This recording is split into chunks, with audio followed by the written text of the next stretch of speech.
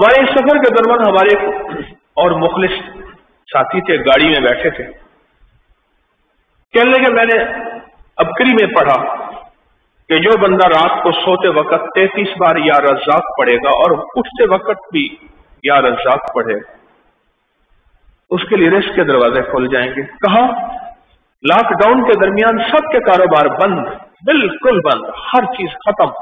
میں نے یہ عمل کیا، فون کے اوپر میرا کاروبار شروع ہو گیا اور سارا نظام چلنا شروع ہو گیا، میری ہر چیز لاجواب ہو گئی۔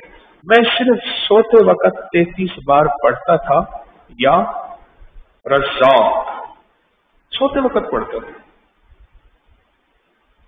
اور اٹھتے ہی فوراً، یعنی آنکھ کھلتے ہی فوراً 33 بار پڑھتا تھا یا رزاق۔ پر کام ہو گیا بہتری کہ ساری دنیا کے کاروبار بند ہیں، ساری دنیا کی روزی بند ہے، ہر جگہ راستے بند، ریلیں بند، گاڑیاں بند، ٹرک بند، جہاز بند، سب کچھ بند ہے، پر میرا رزق کھلا بھی ہوا ہے، چل بھی رہا ہے۔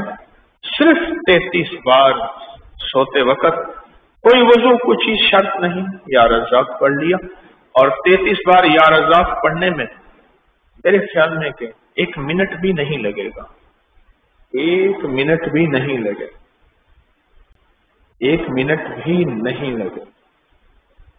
1 منٹ سے پہلے نظام، غیبی نظام بن جاتا۔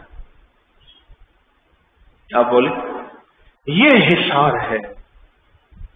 فرماتے ہیں کہ میں نے اس حصار کے ذریعے اپنے جسم کی حفاظت کی۔ روٹی رزق بھی جسم کا حصہ ہے، اگر اس جسم کو روٹی رزق نہ ملے تو یہ عبادت کے قابل نہیں رہتا۔